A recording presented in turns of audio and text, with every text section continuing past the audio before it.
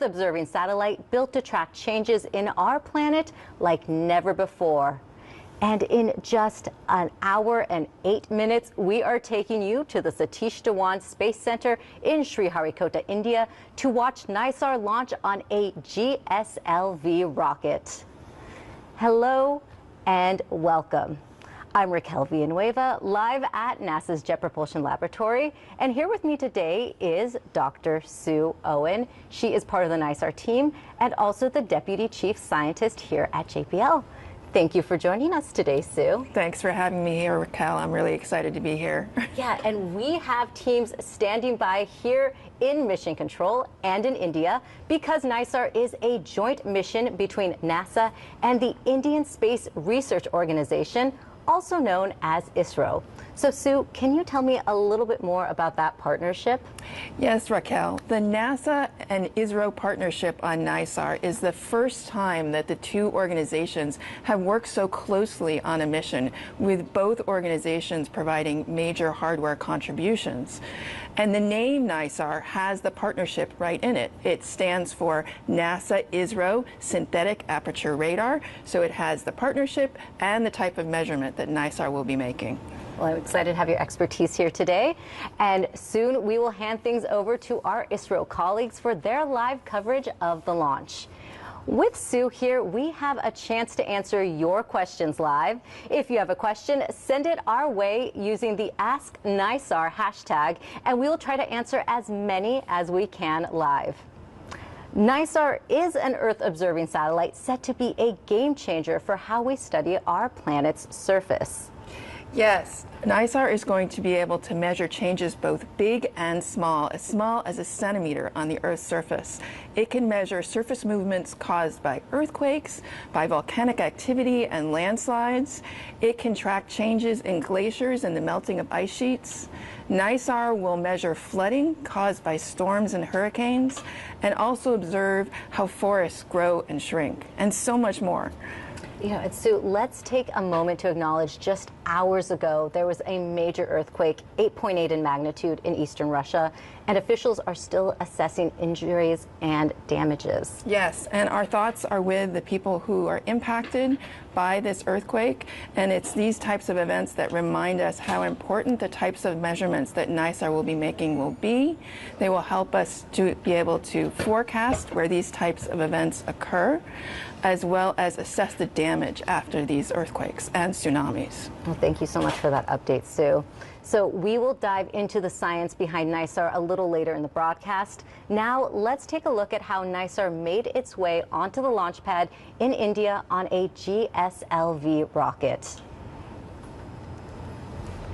So you can see here that NISAR is moving on to the launch pad, and this is just one of the final stages of its journey to the launch pad. NISAR has actually been traveling around the world as it's made its way here. It started both in India and in the US, with India building the SAR and the US building the LSAR, and then the SAR traveled to the US to be integrated, and then the integrated radar traveled back to India, and now it is making its final movements to the launch pad, getting ready to launch and travel up into space, where we'll be making the observations that will enable the science. And as a reminder, this is a joint broadcast with ISRO, and they will cover launch, which is about an hour and 4 minutes away. And we now know what NISAR will study, but how does it actually all work? So to help break that down, we have Adrian Borsa from the NISAR science team. Adrian, thank you so much for joining us today. Great to be here. So for people new to this technology, how does radar allow us to see changes on Earth's surface? Well, because NISAR is a radar mission, it is essentially operating all the time, all weather, day or night. It can even see through clouds, for instance. So what NISAR is actually observing is changes in vegetation and vegetation cover, as well as changes to the ground surface underneath. So those ground surface changes might be reflectivity changes from soil moisture, which is relevant to agriculture, or even surface motion from earthquakes, volcanoes, and subsidence, sort of giving us scientific insight into the processes going on inside the Earth. And measuring those changes, are there any specific regions here in the U.S. that this data could have a real impact? Absolutely. So I mentioned earthquakes, which are prevalent on the West Coast. Thinking about volcanoes, they're active in Oregon, Washington State, Alaska. Wildfires are a key issue in the western U.S., and NISAR can observe the vegetation impacts from those. Let's say turning to the southeast, floodwaters from hurricanes, NISAR can track those, and we don't want to leave out the Midwest. A lot of agriculture, NISAR is seeing land subsidence that's due to groundwater pumping and then recharge, which is really important for groundwater management. So pretty much everywhere you go, NISAR will make an impact. So Adrian, can you tell us why it's so important to make those measurements globally and consistently, like NISAR will be making twice every 12 days? Yes. In fact, tying back to this earthquake we just heard about yesterday in Kamchatka, that's a perfect example. So thinking about earthquakes and volcanic eruptions, they are massive, high impact, but relatively rare at any given location. So NISAR's got global coverage, continuously operating over all land surfaces. It is actually making these observations, like in Kamchatka, giving us the scientific insights that we can bring back to the U.S., for instance. Thank you, Adrian. That's great. Adrian, really appreciate your expertise. Thank you so much for joining us today.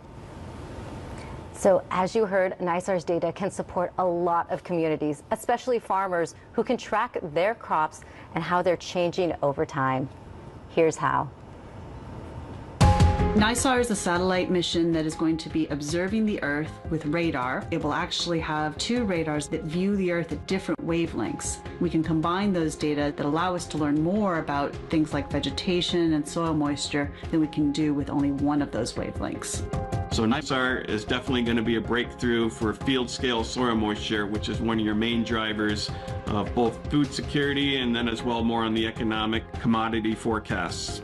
NISAR is going to look at objects that's the size of about 60 meters in size, which is typical soccer field, to about 200 meters. We'll be able to see whether a particular patch of that size is wet or dry. The current land surface models can't really quantify irrigation, so NISAR is going to now help understand how much water is actually being used to grow a crop, which will help us save water, so that's kind of a big deal.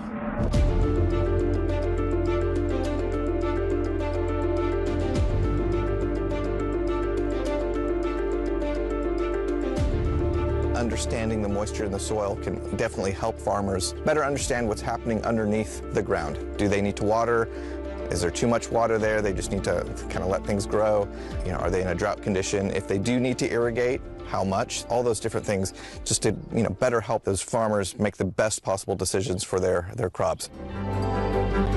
I truly believe that agriculture is one of the kind of central components to many what we call sustainable development goals. Poverty, nutrition, livelihoods, environment, whether it's water, soil, air, to lift people out of poverty. So it's something I personally believe in philosophically and hope to spread the wealth. And so how soon can farmers know about their crops? So the science data from NISAR will start flowing around 90 days after launch. So that will be in the October-November timeframe, just in time for fall harvest, where we'll be getting apple crops and pumpkin crops. And you were mentioning there is something else that NISAR can measure as well? Yes, so it can also measure bridges and roads and infrastructure and the land subsidence that can impact that type of infrastructure. So very important for how we live on this planet. And we'll learn a little bit more about that soon enough. So we are just about 59 minutes away from launch, and back here at JPL, friends and family are starting to gather inside Von Karman Auditorium to watch liftoff. So Sue, who is here to watch launch today? So we see everybody waving. We have friends and family of the team. Hi, everybody. It's really wonderful to see everybody here. We have engineers, we have technicians, mission operations specialists, and scientists. It's really taken a large community to get NISAR to the launch pad today. I just want to say thank you to everybody who's supported NISAR over the years. It's great to have them here. So from lush rainforests to dry grasslands, Earth's ecosystems are always changing, but some changes are harder to see from the ground. That's where NISAR comes in, and here to tell us more is Alexandra Christensen. Thank you for joining us, Alexandra. Thank you for having me. So how can NISAR help us understand what's happening to forests around the world? Well, as you know, NISAR has 2 radar instruments on board. The L-band radar is particularly useful for penetrating forest canopies, bouncing off the tree trunks and the ground underneath.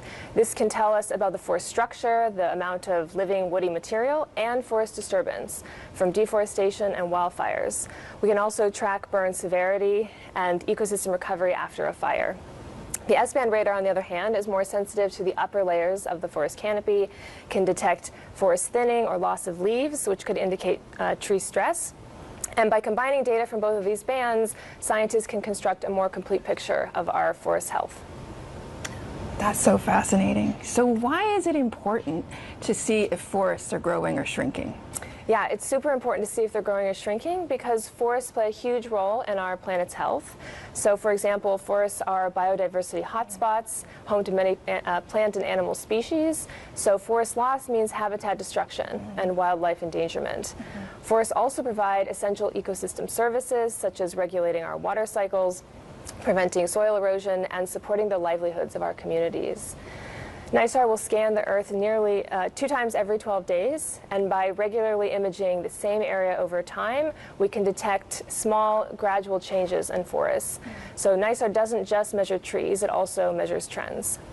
And speaking of ecosystems, can NISAR help us see how ecosystems respond to things like droughts and floods?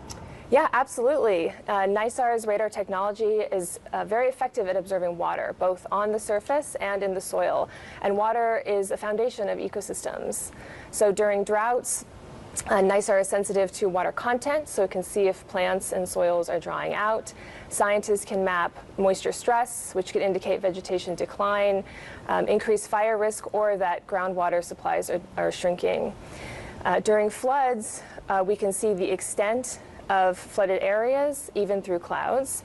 Water has a very different radar signature than dry land. So NISAR can see how much land is covered by water and how it's spread. So by comparing... Thank you so much, and Alexandra, that was really great information. I appreciate that so much. Thank you so NISAR is also sparking curiosity in people of all ages. As part of the NISAR Art Challenge, students were encouraged to imagine Earth the way NASA sees it from space. So, Sue, let's take a look at some of those submissions. Oh, these are really wonderful, Raquel. I love seeing how the kids have imagined how the Earth changes and how we're going to be seeing it with NISAR. We see volcanic eruptions, we see changes in vegetation, we see changes caused by the changing seasons, as well as by natural disasters like volcanic eruptions, by storms, and so many other things. I also love seeing the different ways that the students have used to depict this. We've got crayons, paint, collages. It's really wonderful. And it's really great artistic work as well. Yes, and soon we'll have NISAR radar to add to our imagery of Earth's changes. Fantastic. So to see all the artwork, scan the QR code you see on your screen. So as a reminder, we are about 54 minutes from launch, and soon we'll take you to India for live coverage. So Sue, let's get to some of those social media questions coming in. Great. So first off, we have Science of Everything on X who wants to know, hey NASA, I want to know how you guys got the name NISAR. You explained it earlier, so let's hear it again. Oh, sure. So the name NISAR stands for NASA-ISRO Synthetic Aperture Radar. And so you can imagine as a NASA-ISRO partnership, taking synthetic aperture radar measurements, that's how we got the name. And Manish on YouTube asks, given that NISAR will generate more daily data than any prior Earth-observing satellite from NASA or ISRO, how is NASA preparing to handle process, volume, and distribution of such massive data volumes? Oh, that's a great question. So NASA, in collaboration with ISRO, but NASA has been working for a long time to prepare for the tsunami of data that we're going to be getting from NISAR. And so one of the key ways that we're going to be doing that is by storing the data and analyzing the data on the cloud. And we have Suprasha on YouTube wants to know, how will NISAR be helpful for humankind? How much time do you have? So NISAR will be helpful for humankind by providing data and information that allows us to see what's happening from natural disasters. We've talked about the impacts of natural disasters. It will also help us see the small changes that are difficult to detect with the human eye that can impact the infrastructure on the ground, as well as measuring changes in soil moisture and changes in vegetation that help us understand how we grow food that we need to live. So lots of ways. Those are just a few. Yeah. I love the list that you created. So thank you so much, Sue. And keep those questions coming using the hashtag AskNISAR. So NISAR will track small shifts in Earth's surface, detecting early signs of volcanic eruptions. Let's take a look.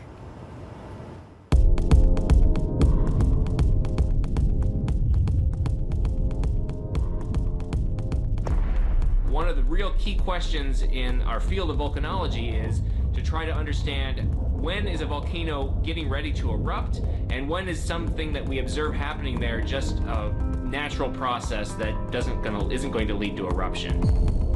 Deformation is often one of the first signs that a volcano is becoming restless, and then we also look for increased seismic activity. But the earlier that we can detect that deformation, the more we can refine what kind of a forecast we have and whether or not we need to be concerned about eruptions. NISAR has a couple of capabilities that are going to be really transformative for volcanology. The first is the consistency. The fact that we're going to get these incredible data very consistently every couple of weeks. The other aspect of NISAR that's very important is its wavelength. It's got a longer wavelength than most satellite missions that have taken radars up into space. And that longer wavelength means that we're going to be able to penetrate vegetation and be able to see the ground through trees. We're going to get consistency, and we're going to get the ability to see through a lot of this obscuring vegetation. And that's really going to open the door for studies of volcanoes. Because it's expensive and dangerous to put ground sensors around many of the world's volcanoes, many volcanoes around the world have no sensors on them or too few sensors to really understand what's happening. Having something that's completely remote and satellite-based allows us to get an image of what's going on without needing to have something in the remote ground surface. The thing about volcanoes is they can have a regional or even a global impact depending on the size of the eruption. So it's really key to be able to understand how volcanoes work so we can better forecast their activity and warn people that might be impacted by eruptions. And Sue, there are other natural hazards that NISAR can monitor as well.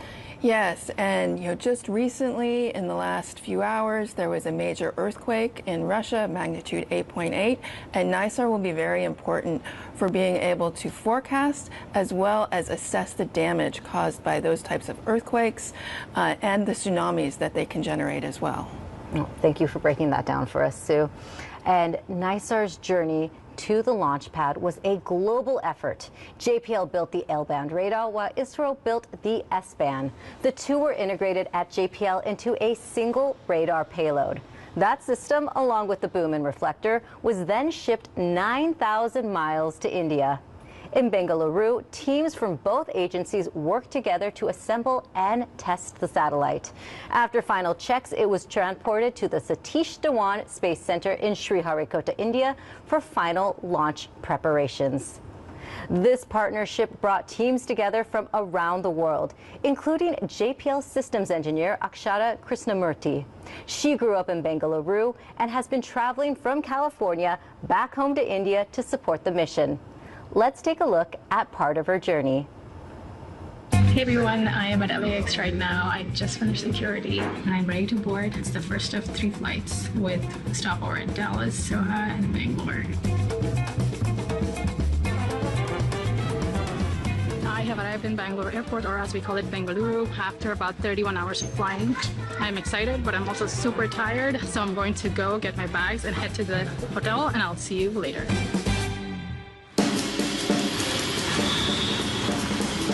This is where I grew up in Bangalore. It is amazing and nostalgic, in fact, to come here because it was my dream job to work at NASA. And now I'm able to contribute to my home country on a project where we're doing an international collaboration. So super excited to be a part of this effort and also grateful for this experience. So finally, I'm here at the URL Satellite Center, URC, here in Bangalore. This is the ISRO Center where we're going to be working the next few days. We're gearing up for our next set of system level testing. Today we're going to have a day full of intense technical discussions with the NISAR team here at ISRO right behind me. I'm walking in to Rajsthani. It's a traditional Rajasthani cuisine restaurant. You will get to see one of India's cuisines. It has 28 states, and each state has its own cuisine. And here we explore different types of cuisines with our ISRO colleagues and friends.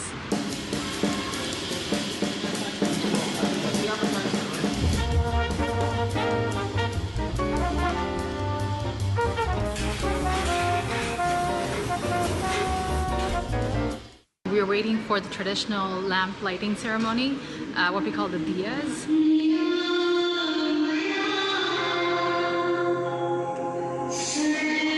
And the background music that plays is really world peace and happiness prayer. It was so soothing, and it was such a positive energy here. I wish you could all witness this. Thank you for joining me on this tour of my city. I hope you enjoyed it as much as I did. I can't wait to see the launch and operate this amazing observatory. So you also traveled to India for this mission. Yes, I did. It was really an amazing experience. It was my first trip to India. I went in February of 2020 to meet with the science team in India, and again a few years later. You know, speaking of travel, NASA leadership is on the ground right now in India getting ready for launch. Here's what they had to say. I'm here in India, super excited as we are here to support our NISAR mission as it takes to the skies. And today, it's all about NISAR. It's an exciting week for NASA. We have our Crew 11 launch in Florida, and we have our NISAR launch here in India, which is where I am with our NASA teams. Super excited to be here, an incredible collaboration between India, the United States. This launch really represents the culmination of over 10 years of collaborations between our two countries. So go NASA, go JPL, go ISRO, go NISAR. I'm here today at IIT Madras for the pre-launch science team meeting for the NISAR mission. We are learning all about the terrific science that's going to come out of this mission. I just heard about how NISAR will revolutionize our understanding of how earthquakes happen around the globe. The excitement for launch here is palpable, and I can't wait to get back inside and hear more.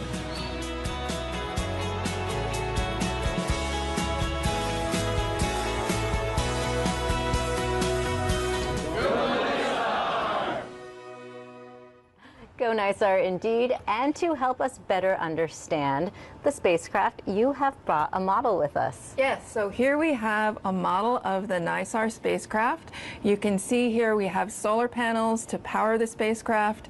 Here we have in this octagonal structure, this is the radar instrument structure, or the RIS.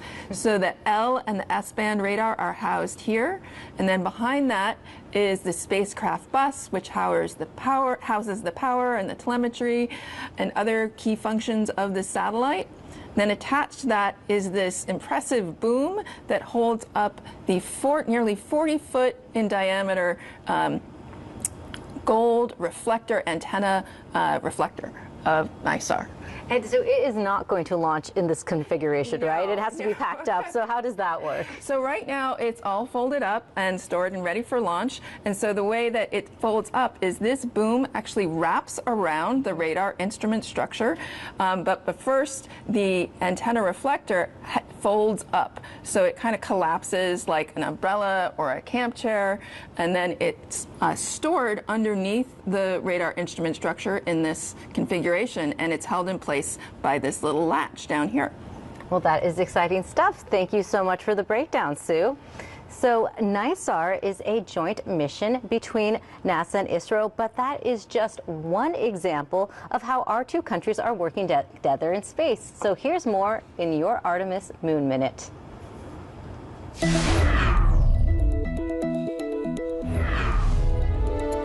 NASA's Artemis campaign uses missions on and around the moon to prepare for future human missions to Mars and highlights a new era of international cooperation championed through the Artemis Accords. Established in 2020 by the United States, led by NASA with the U.S. State Department and 7 other initial signatory countries, the Artemis Accords outline a practical set of principles such as peaceful purposes and transparency to guide space exploration cooperation. India became the 27th country to sign the Artemis Accords in Washington, D.C. in June 2023. Later that year, NASA and the Indian Space Research Organization, or ISRO, cooperated on a first-of-its-kind lunar experiment. They transmitted a laser beam from an orbiting NASA spacecraft to a small reflector device on ISRO's Vikram lander on the moon. This method of precisely locating targets on the moon could help guide Artemis astronauts to the surface in the dark or mark the locations of spacecraft already on the lunar surface, so astronauts or uncrewed spacecraft can land near them. As of today, over 50 nations have signed on to the Artemis Accords. And that's a look at your Artemis Moon Minute. The Artemis mission, scan your QR code you see on your screen. And as you do that, it's also worth mentioning another NASA and ISRO partnership. Last month, ISRO made history with its first astronaut visiting the International Space Station as part of the NASA and Axiom Space's AX-4 mission. Shifting gears back to NISAR, the Earth-observing satellite is set to give scientists a clearer view of how ice is moving, melting, and reshaping our world. Here to tell us more is Eric Rignot. Thanks for being here today. You're welcome.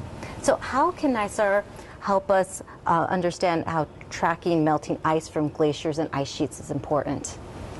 NISAR will track the motion of glaciers and ice sheets and combine with information from climate models and thickness of the ice, we can figure out how much they contribute to sea level rise.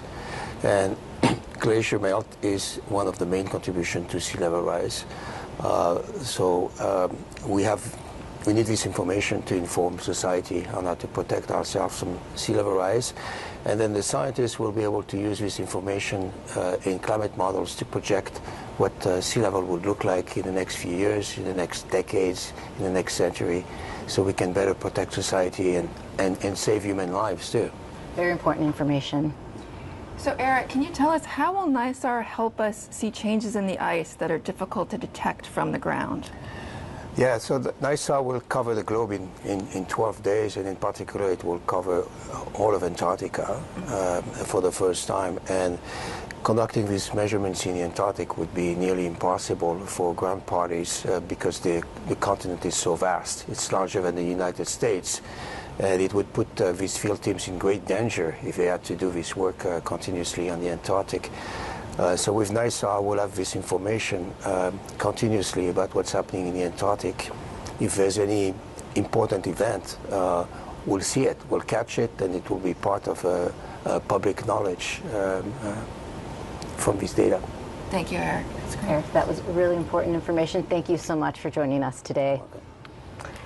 And let's take another look into mission control here at JPL, where the team is excited to watch launch. And just a few days ago, I had a chance to speak with Dave Gallagher, the new director of JPL, to hear his thoughts on launch. Dave, thank you so much for joining us today. It's my pleasure, Raquel. I'm happy to be here. From your perspective, why is NISAR such a groundbreaking collaboration between NASA and ISRO? This is the single biggest collaboration in space between the United States and India. It's enormously important to both countries, and space diplomacy is key right now. One of the most challenging things about this collaboration is the difficult time zone. So we have our JPL engineers and scientists working shoulder to shoulder with their ISRO counterparts, and the team is just working fantastic together. When people think of JPL, they probably think of Mars rovers or deep space exploration, but JPL is also dedicated to studying Earth science and our home planet. What do you hope NISAR will achieve that adds on to those many Earth missions? Well, Raquel, just to build on what you said, we actually have 4 decades of pioneering missions to really understand our home planet, missions like GRACE, missions like EMIT, like SWAT, that are born here and really have turned out to be some of the most important missions in existence to understand our home planet. NISAR is going to give us an unprecedented view of the Earth, both our ice mass, land mass, and because it's synthetic aperture radar, which is a technology really pioneered at JPL, it can work day and night and through any kind of weather. Can you tell us how the JPL team contributed to NISAR and what that says about JPL's history of working on international partnerships? Absolutely. This will be the first mission to use 2 kinds of radar. The L-band radar is developed by JPL. The S-band radar is developed by ISRO. And that combination of those 2 radar systems will allow us an unprecedented understanding and view of the Earth. NISAR builds on JPL's long-standing legacy of working with international partners. We can drive innovation when we take advantage of each country's strengths. We are actually stronger when we work together than doing this alone. So looking ahead, what kind of legacy do you hope NISAR leaves behind for future Earth science missions? What I'm most excited about with NISAR is the real-world applications, things like infrastructure monitoring, natural disaster recovery and response, agriculture management. This is going to make a real difference for real people around the world. Thank you so much for your time and insights today. Thanks. As a reminder, this is a joint broadcast, and we will hand it over to ISRO, who will cover NISAR's launch, which is just about 36 minutes away. And Sue, we have another social media question coming in. So Pradeep on X wants to know, how will NISAR's satellite be different from others, and what capabilities does it have which others don't? That's a great question. So a key difference from NISAR is that it is going to be globally measuring at very high spatial resolution. So this is the technology or the capability enabled by the radar technology that is called SweepSAR, as well as the very large antenna reflector that we saw earlier.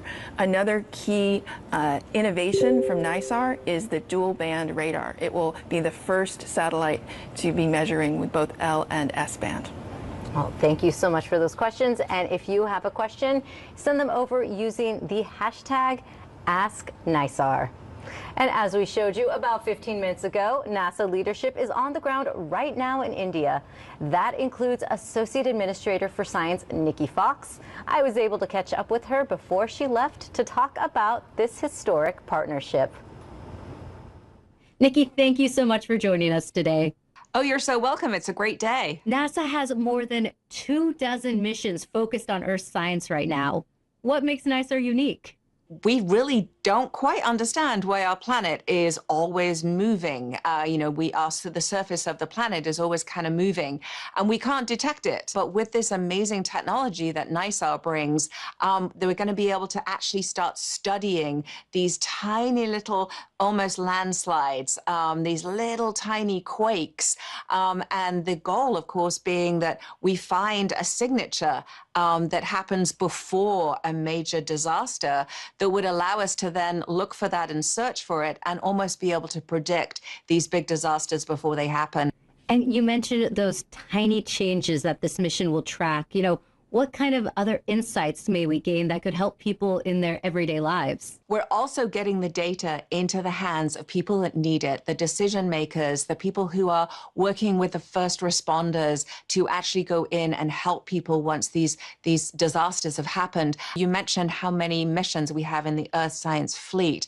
And when you put all these missions together, you just get so much more out of them. And so having NISAR launch take its place in the Earth Science fleet, really illuminating so much more about our home planet, NISAR is just going to give us unprecedented views to add to the information we have about our planet. And Nikki, we are so close to launch. So what are you looking most forward to right now? Oh my goodness. I love a good launch. I'm not going to lie. I'm a launch junkie. I love everything about them. But really it's that final sort of when you get to that final countdown and, you know, you just appreciate, for me, being with the team, being with this combined team who've worked so hard to make this happen. I know I've been on mission teams and you kind of, it's almost like you're sprinting to the start line as a scientist. You've done all the work, the mission is there, it's on the rocket. Once it launches, all of the science begins. Fantastic. Thank you so much for joining us today. Thank you so much. Go NISAR. And Sue, we have more social questions coming in, so why don't you answer some more? We have Ayush on YouTube who wants to know, how long will it take to get NISAR fully running? So that's a good question. So it will take about 90 days before we start collecting, before the science mission starts and we start collecting science data. So in those 90 days, we will be deploying the satellite, deploying the boom and the reflector, as well as testing out all of the radar instruments and making sure that everything is calibrated and validated initially correctly. So 90 days from now will be like Christmas for you. Yes, it will. And Rian on YouTube wants to know, how will ISRO and NASA ensure NISAR's data is accessible and useful for developing nations most affected by climate change? Oh, that is a wonderful question. So NASA has an open science policy and open data policy.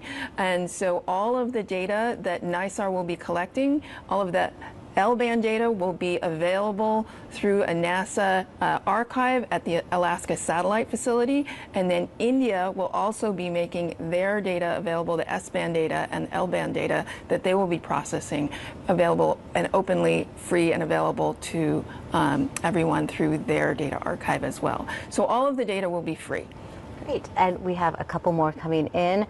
Raul on X wants to know, why is NISAR's antenna so big compared to other Earth-observing satellites, and what is it made out of? So I can answer the first question. I don't think I have the exact facts for the second question about what it's made of. But the reason why it needs to be so large is that area gives us the very high spatial resolution that is going to be unique to NISAR, combining that global coverage as well as the high spatial resolution. So we need that surface area to collect all the reflected radar signal from the Earth, focus it onto the receiving antenna, and that will give us the high spatial resolution.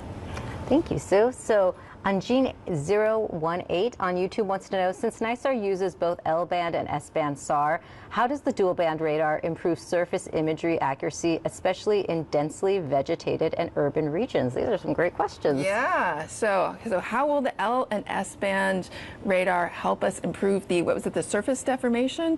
Vegetated and urban regions. Vegetated and urban regions. So that because the two different radars are different wavelengths, they will be sensitive to different parts of the vegetated environment, and so we'll be able to characterize the vegetated areas more accurately using the two different wavelengths.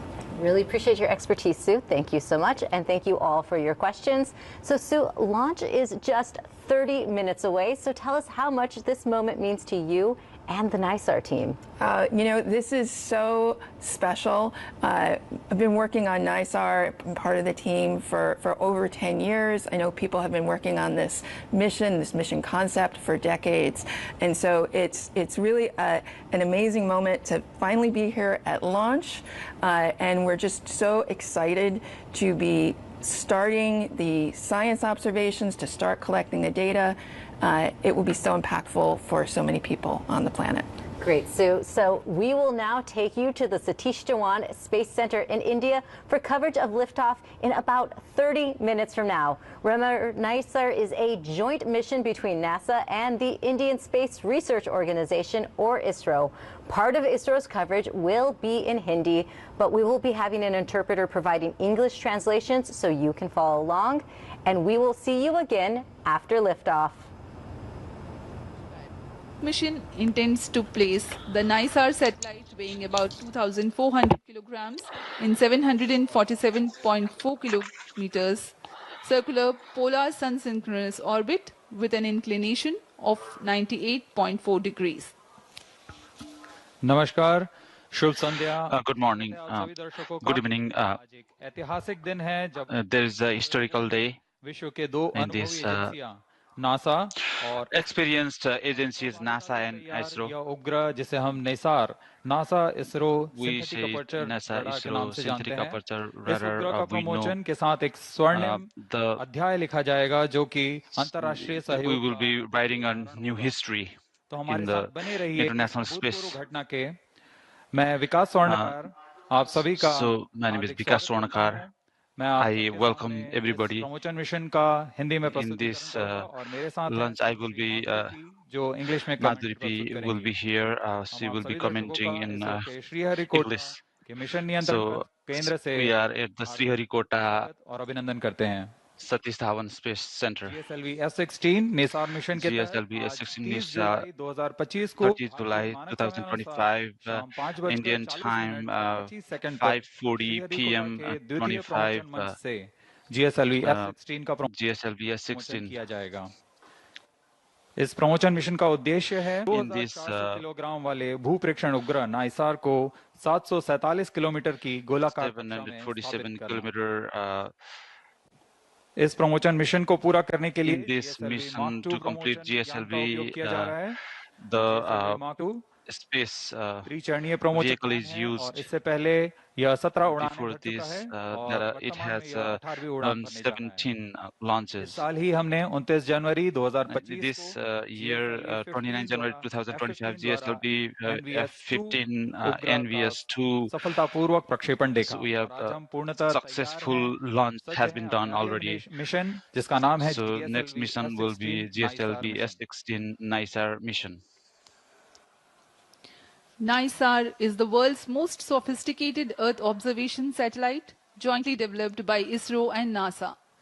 Its 12-meter deployable mesh antenna is one of the largest in Earth observation history and uses a unique operating mode called Sweep SAR to observe Earth with a swath of 242 kilometers and a high spatial resolution. NISAR will carry L-band and S-band radars which are designed to work independently or together.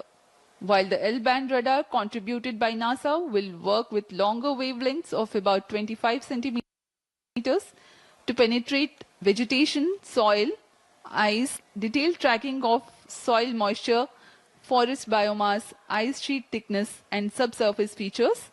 The S-band radar contributed by ISRO will operate on shorter wavelength of 12 centimeters, which makes it highly sensitive to surface characteristics.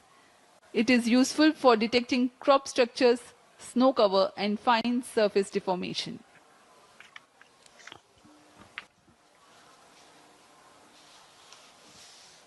NISAR, NASA-ISRO Synthetic Aperture Radar, NISAR, NASA द्वारा is संयुक्त रूप से विकसित this is combined mission. की वेधशाला है।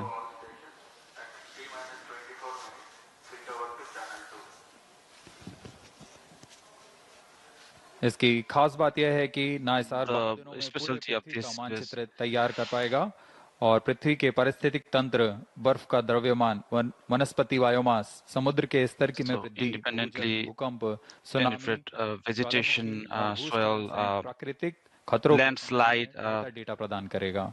It will provide the good data.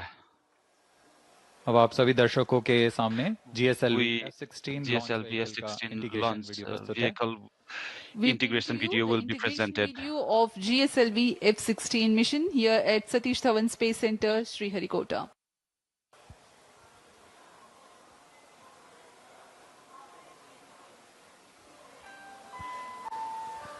The launch campaign begins with the flag off of the nozzle end segment from its preparation building to the vehicle assembly building, where it is being handled and carefully positioned on the mobile launch pedestal.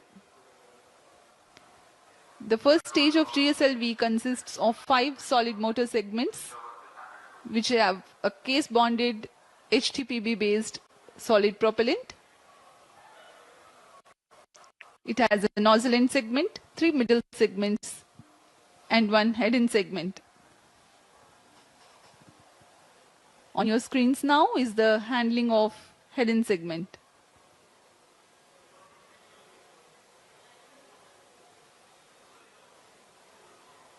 That is the igniter being integrated on the top of the first stage motor, the interstage 1-2. It is a vented interstage to enable hot separation of GS1. The strap-on motors called the L40s being prepared in a separate building, handled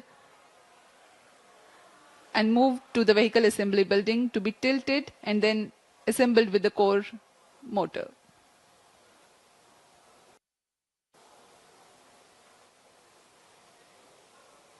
L40 strap-ons in GSLV. You can see on your screens it has completely been assembled. अभी आपने प्रथम चरण का You see first stage combination. प्रयोग करते हैं और अभी आप देख रहे हैं यह द्वितीय चरण है You're seeing second phase GSLV Mark II. GS2 HT कहते हैं. We say GS2 ST. चरण है और इसमें आप देख सकते हैं This is the liquid propeller. इसमें भारत पूरी तरह स्वायत्त प्राप्त कर चुका है. इसके पूर्ण परीक्षण के पश्चात इसे IPRC after the full experiment अंतरिक्ष केंद्र लाया जाता है.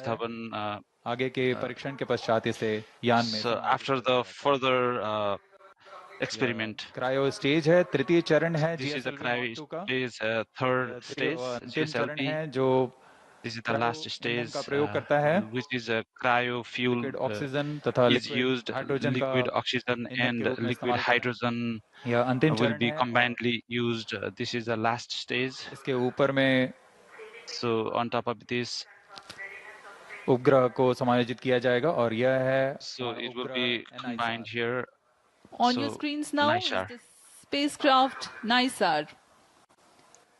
In the visuals before this, you have watched the integration of the second stage of being operated on Earth storable propellant and then the cryo stage, and these are the visuals. Craft preparation facility, the clean room where the encapsulation of the spacecraft is taking place. पूर्ण परीक्षण के पश्चात after the full experiment, this satellite will be encapsulated. Vehicle assembly building लाया जा रहा है. So VAB vehicle assembly building has been brought after careful security and quality. It will be combined with the space vehicle. और इस तरह पूरी तरह तैयार. In this way, fully prepared GSLV for this completion of the mission. BAB से UT की तरफ लाया जा रहा है, umbilical tower की तरफ. Towards the tower. That's it has the movement of the fully integrated GSLV F-16 to the umbilical tower of the second launch pad. आगे की गतिविधियां तथा परीक्षण. So further activities and the experiment will be done with the tower. स्वास्थ्य जांच यहाँ से पूरी की जाएंगी. So all the health checkup will be completed here. We are about 20 minutes away from the launch. The countdown for this mission was 27.5 hours long, and it had started yesterday. That is the 29th at 14:10 hours here. GSLV F-16 GSLV F-16 की गिनती 27.5 घंटे पूर्व. The countdown will be 27.5 have been started. अभी आप सभी दर्शकों ने सुना. Range operation You have seen, you have mission director को दे दी है. Mission director has given the information.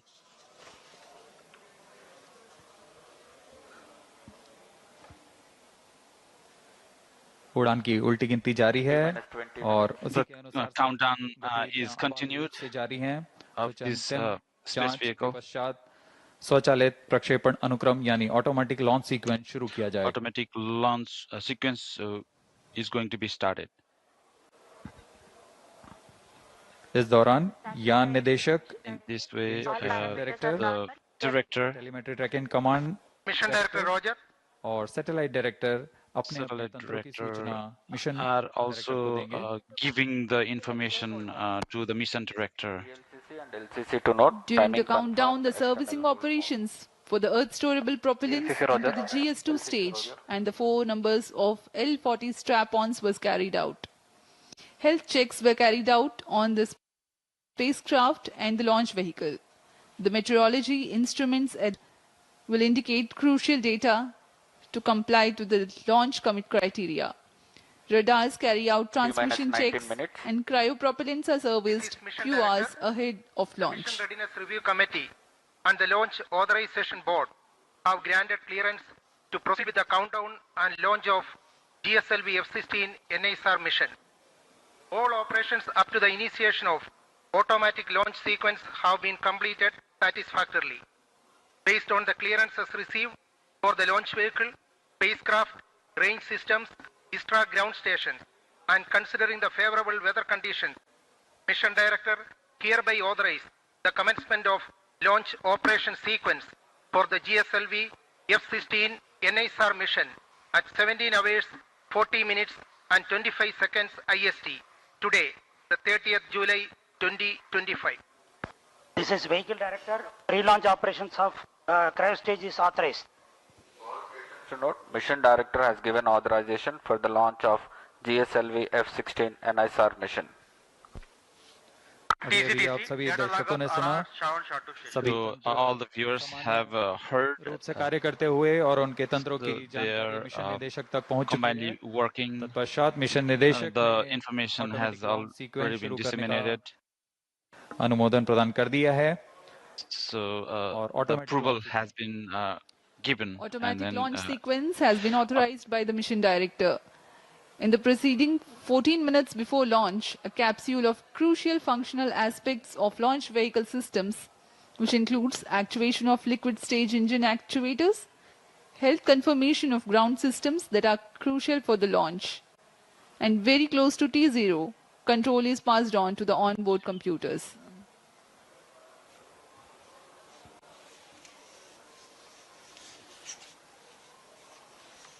अब हम उड़ान से 17 मिनट की दूरी पर हैं। we are 17 minutes away from the launch. प्रारंभ होने के पश्चात यान को power So after the GS countdown has been begun, द्वितीय चरण जो है तरल the GS2 second stage, उसमें उसके बाद L40 चरणों में after this जो कि तरल नोदक पर L40 आधारित चरण stage, है उसमें भी तरल नोदक का भराव सुनिश्चित किया गया। मिशन कंप्यूटर और रडार उपकरणों की स्वास्थ्य जांच की गई। Cryo arm the health has been checked up. में फिलिंग के लिए तैयार ईंधन का filling has been prepared and it has been assured. सभी स्वास्थ्य जांच पूरी की जा चुकी है। एयर ट्रैफिक कंट्रोलर तथा जल traffic controllers अनुमति and प्राप्त की जा चुकी है। हमारे मौसम विभाग से भी पूर्व सूचना प्राप्त की गई है और इस दौरान मौसम पूरी तरह weather is अनुकूल बताया गया है। ideal for the launch. Automatic launch sequence जारी है। Automatic launch sequence is continuous. -16 minutes. Automatic launch Mission Director sequence authorization. Automatic launch Authorizes जांच पूरी to की जाएंगी। initiate automatic launch sequence for the launch of GSLV F-16 NISAR mission.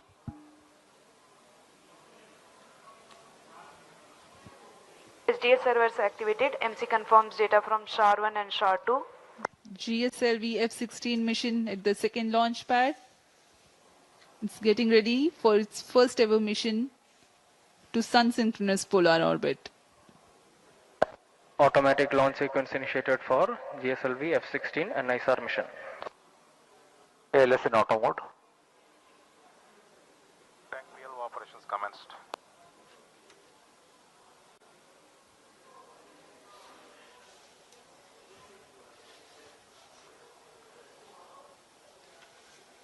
नाइसार उपग्रह L और S band NISAR satellite aperture radar वाला उपग्रह है जो उच्च विभेदन के साथ बड़े पैमाने को प्राप्त करने के लिए सीप SAR तकनीक से संचालित होगा। नासा के जेट प्रणोदन प्रयोगशाला NASA's Jet Propulsion Laboratory सहयोग से तैयार with ISRO. This has been prepared. राष्ट्रीय जरूरतों को पूरा करेगा। This not only addresses the national necessity. This will be providing the data to the whole world. It's a combination of two cultures and then the best creation.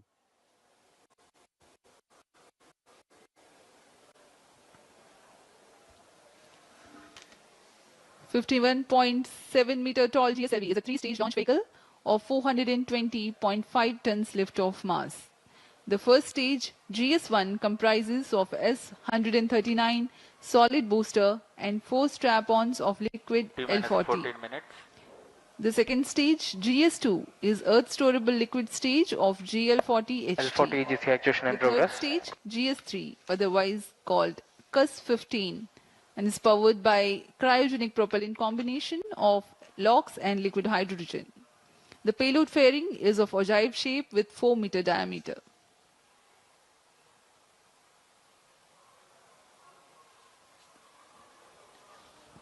यह रचना आपके सामने प्रस्तुत है GSLV F-16 प्रमोचकयान की GSLV F-16 7 मीटर इसका कुल उत्थापन भार 51.7 meter the height, so its mass is 420.5 tons. स्ट्रैप-ऑन्स लगे हुए हैं। द्वितीय चरण में L-40 the second stage ऊपर स्टेज L-40 and then वाला चरण है so this is the और ऊपर cryo engine stage, third stage. पूरी तरह सुरक्षित है। So our NISAR is fully protected. Payload pairing 4 metre payload pairing वाली ओजो payload pairing 4 meter. इस्तेमाल किया जा रहा है। EGC actuation completed.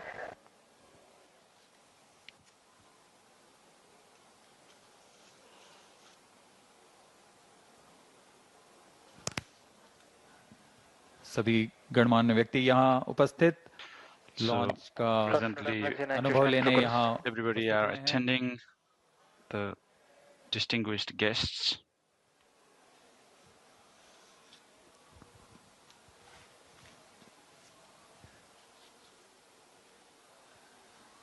GSLV F-16 की उड़ान दक्षिणी GSLV F-16 flight would be from the south direction to keep it in the tracking range. Radar tracking station Mauritius और अंटार्कटिका में स्थित हैं। Antarctica, निगरानी रखेंगे Mauritius. और हम तक सभी आंकड़े वास्तविक समय पर उपलब्ध So we will be getting all the data on the real time. We are 11 minutes 45 seconds from the launch. In the preceding several months, both ISRO and NASA have disseminated information and data characteristics to enable prospective users to take full advantage of the data gathered by NISAR when it becomes available.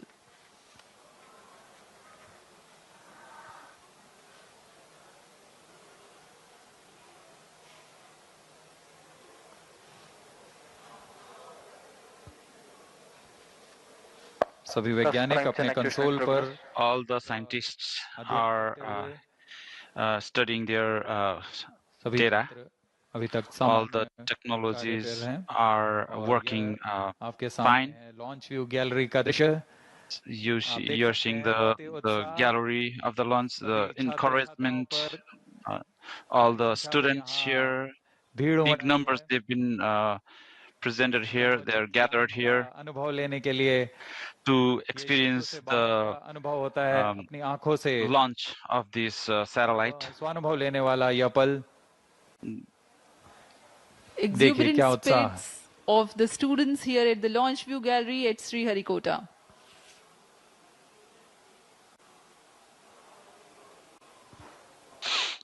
उत्साह देखते ही बनता है छात्रों का। So the inspired students encouraged here. पल मिला है जब This is the moment they've been getting. यह प्रमोशन देख सकते हैं। You can see this launch.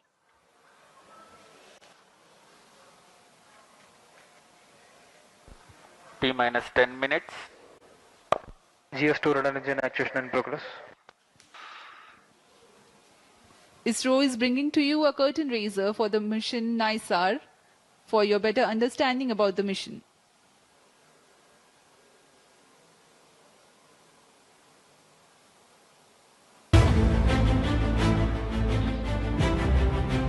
In an era where climate change dominates global discourse, humanity faces an increasing vulnerability to natural disasters.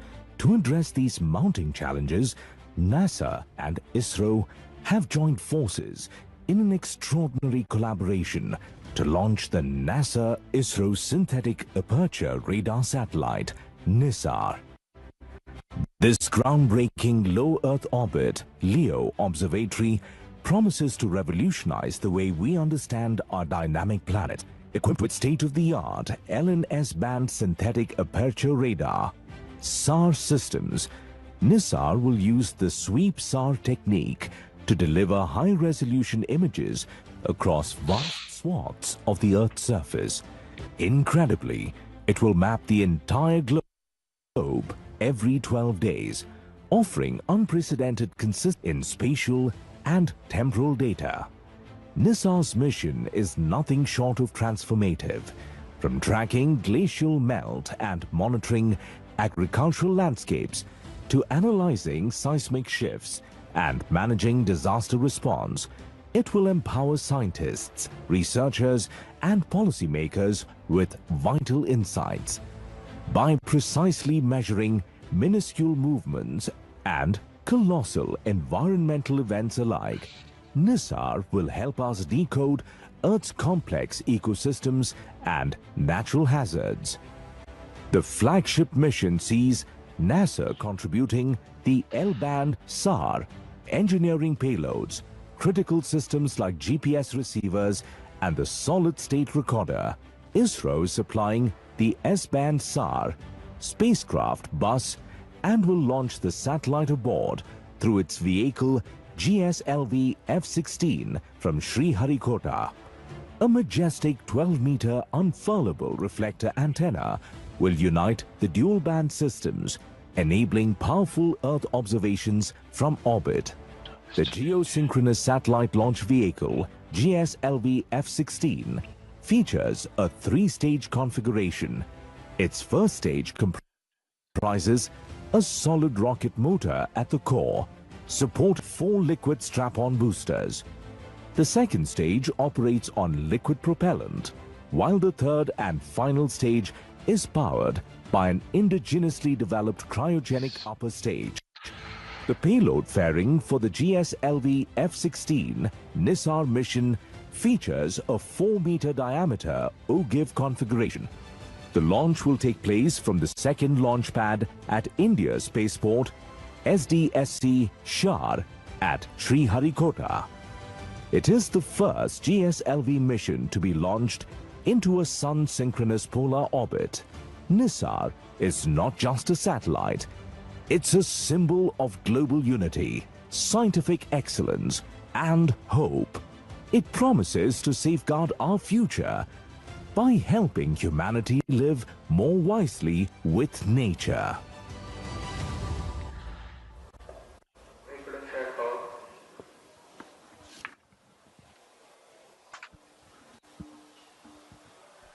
T-minus 6 minutes. Automatic launch sequence जारी है और अब हम 6 automatic launch sequence is continuous. We are 6 minutes away from the launch. Promotion का विवरण देते हैं. GSL So we will give you the details of this launching. से बना हुआ प्रज्ञान है. प्रथम चरण में So 3 stages. Core stage S139 है जो कि PSLV से व्युत्पन्न which is PSLV 7. प्रथम चरण के साथ 4 The first stage, so the liquid propeller will be used L40 द्वारा संचालित किए जाते हैं. Core S139 gas engine motor के साथ मिलकर कुल 8000 किलो न्यूटन का प्रणोद उत्पन्न करते हैं.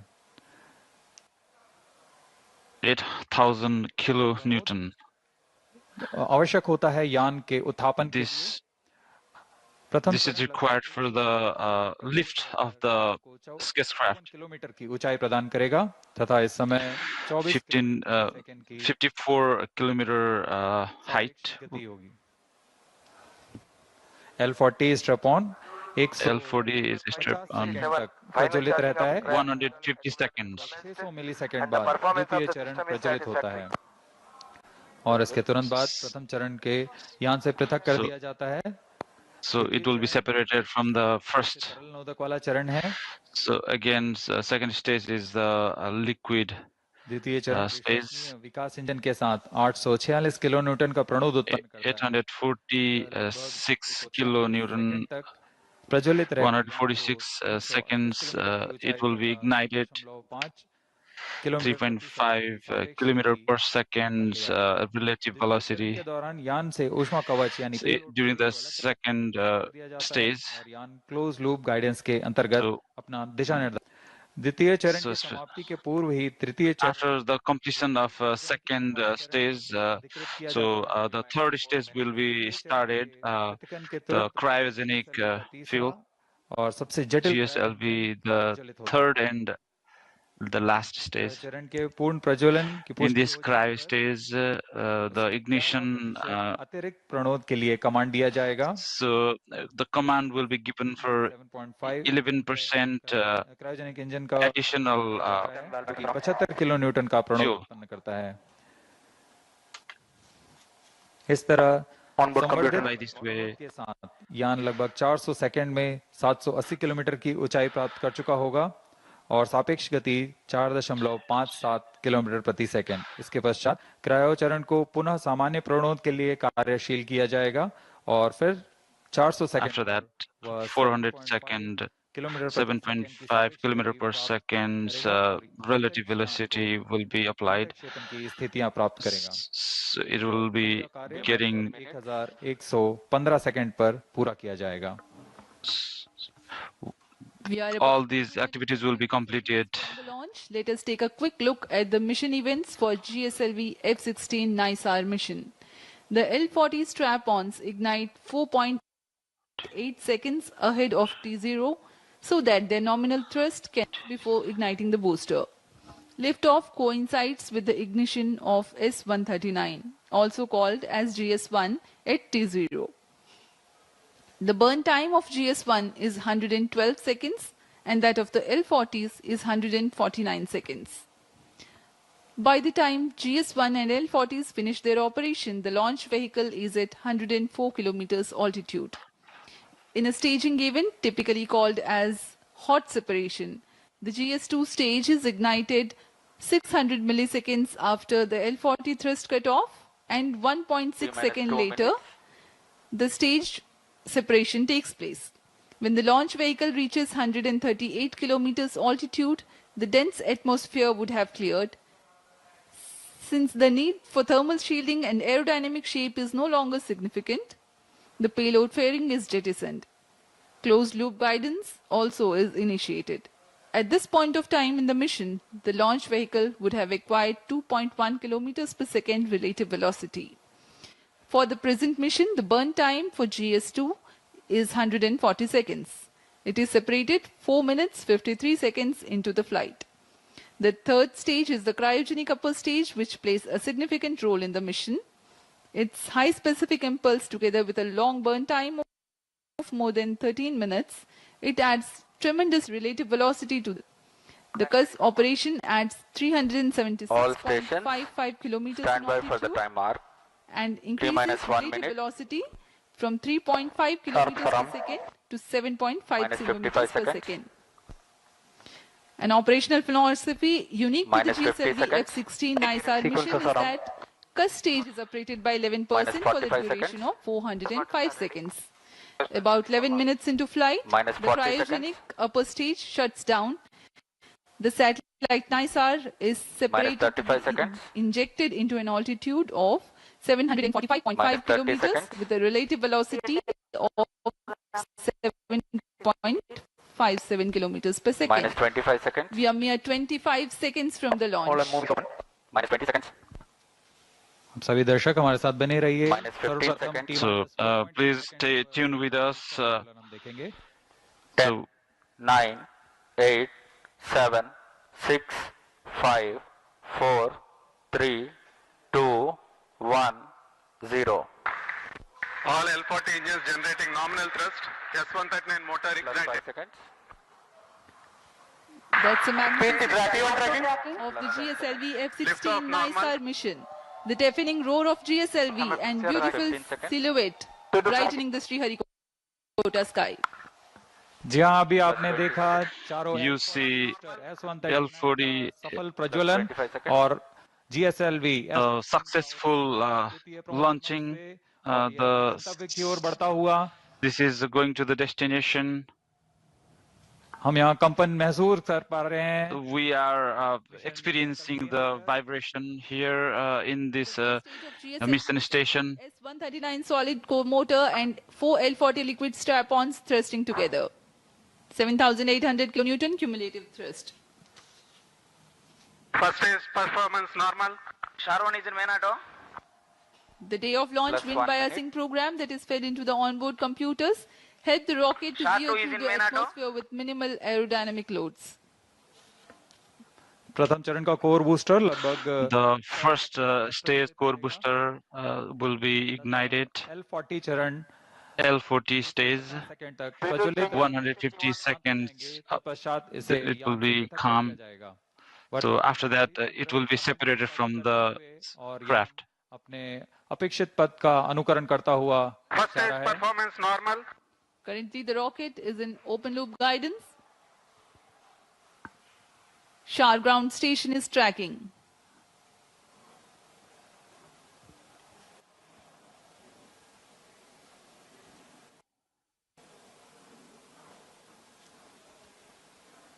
S139 burnout. कोर बूस्टर का प्रज्वलन समाप्त हो चुका है. So it has been completed. The ignition of core booster has stopped its operation. The 4 L40s are thrusting still. First stage performance normal. प्रथम चरण का कार्य निष्पादन पूरी तरह सामान्य. The first stage is normal. This is going to its launched direction. L40 is ignited. So it will be 50 seconds duration. GS2 ignited. GS1 separated. 1S. IS 1/2 main separated. जी हाँ, अभी आपने सुना range operation. Yes, you saw. पुष्टि की है. Range operation director has पृथक किया जा चुका है. confirmed. चरण का प्रज्वलन शुरू हो चुका है. The second stage ignition has been started. The flight, the GS1 has undergone a hot separation and GS2 commenced its operation and thrusting nominally. The payload fairing has also been separated and closed loop guidance has been initiated. जी हाँ, इस दौरान normal. वातावरण से बाहर, इसलिए payload fairing या ऊष्मा कवच की आवश्यकता थी, इसलिए इसे यान से पृथक कर दिया जाता है. So this has been separated from the guidance के अंतर्गत है और स्वतः ही अपना craft. निर्धारण कर रहा है. And then this is going to its own direction. That uses the Earth storable propellant combination of UH-25 and N2O4. The second stage of GSLV develops 846 kilonewton thrust in vacuum. Burn time for this mission of GS2 is 140 seconds. Plus 4 minutes. दर्शकों का उत्साह देखते ही बनता है यहाँ पर. So we are seeing the encouraging viewers here. द्वितीय चरण सामान्य निष्पादन करता हुआ. The second stage is in its normal ignition. इसमें इस चरण में UH-25 तथा N2O4 ईंधन का प्रयोग किया जाता है. In this stage, UH-24 and N2 is used. लगभग 150 सेकंड का होगा. So around 150 seconds time for this ignition. Like we previously mentioned, second stage. चरण को अनुमोदित कर दिया जाएगा. So after finishing the second stage, the third stage would be third stage or the started. GS2 thrust cutoff. Operation. The second GS2 stage has completed its operation and jettisoned from the ongoing vehicle. द्वितीय चरण के सफलतापूर्वक प्रदर्शन के पश्चात Second stage completion, successful completion has been achieved. This is the third stage, the last stage has been, this is the complex stage. So we can see the viewers encouraging viewers. Its operation. Cryo stage operating at operated level. The CUS stage with CE 7.5 engine with liquid hydrogen as fuel and liquid oxygen as oxidizer with a nominal thrust of 73.55 kilonewton. In this mission, there will be a thrust upratement of 11%, that is 4 kilonewtons for about 405 seconds. Plus 6 minutes.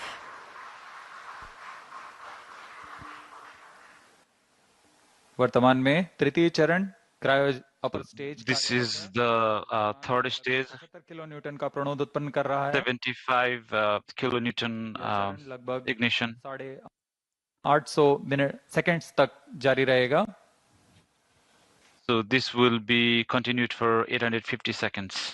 वर्तमान में सापेक्ष गति 3.49 kilometre प्रति second तथा So currently the relative velocity is 3.49 kilometer per second.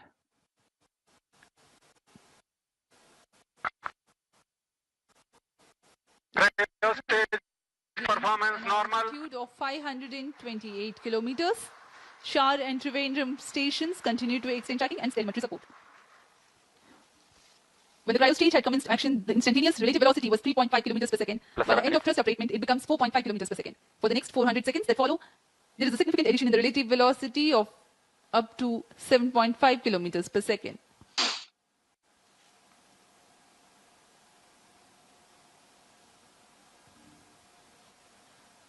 Cryo stage performance normal. सभी विशिष्ट वैज्ञानिक यहाँ उपस्थित. So specific scientists are present here to witness this great event.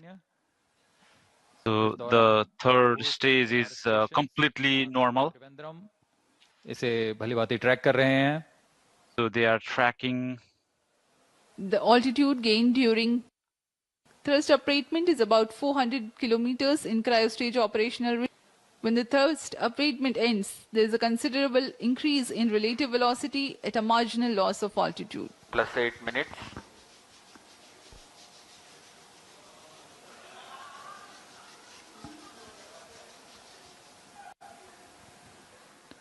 तृतीय चरण की यात्रा लगभग 850 सेकंड तक जारी रहेगी. So the third stage would be continued up until 850 seconds. Synthetic Aperture Radar, performance normal. जिसे संक्षिप्त में NISAR कहते हैं, वैज्ञानिकों को प्राकृतिक खतरों This is called NISAR. घटनाओं जैसे भूकंप, ज्वालामुखी विस्फोट और भूस्खलन जैसी प्राकृतिक घटनाओं को बेहतर ढंग से समझने के लिए natural disasters like landslide भेदने की क्षमता के कारण यह तूफान और बाढ़ जैसी मौसमी penetrates the clouds व सटीक जानकारी उपलब्ध कराने में and this will provide the real-time information about मदद मिलेगी. यह बर्फ की चादर, ग्लेशियर और समुद्री बर्फ में परिवर्तन जैसे the changes in the glaciers, the thickness of ice, साथ ही वनों की कटाई, वनाग्नि तथा बर्फ से ढकी हुई जमीनों का deforestation. यह एक अग्रणी The problems of deforestation can also be mitigated. बारे में वैज्ञानिक जानकारी का खजाना प्रदान करेगा. So this will provide the scientific information. वैज्ञानिक आपस में जुड़ चुके हैं तथा आपसी the scientists are combined together. So this is a very ambitious mission.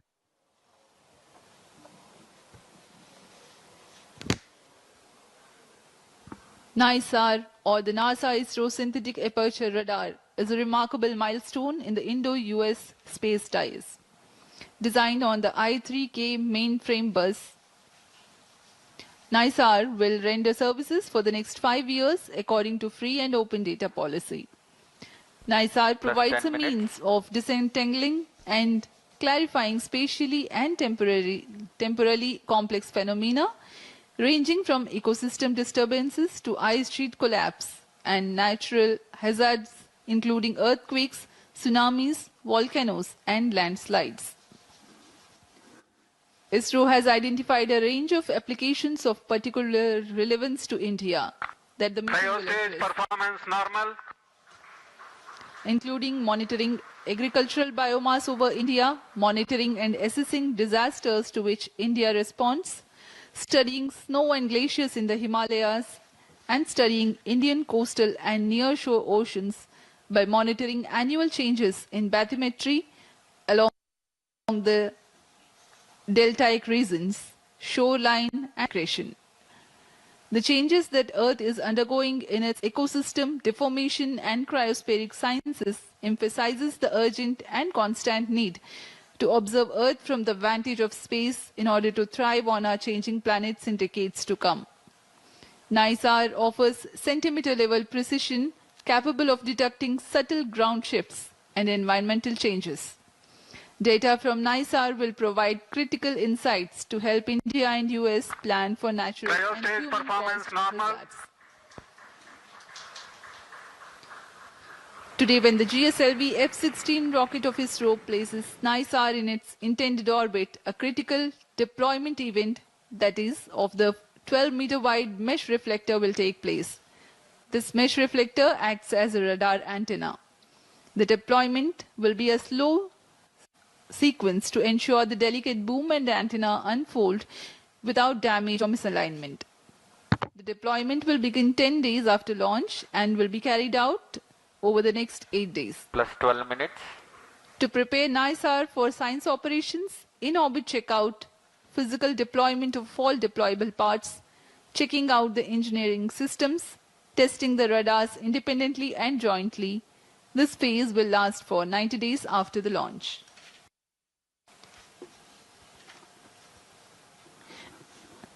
Extensive calibration and validation activities will take place throughout the first 5 months. The schedule of science observations alone will be driven by a variety of inputs, including L and S band target maps, radar mode tables, and spacecraft and ground station constraints and capabilities.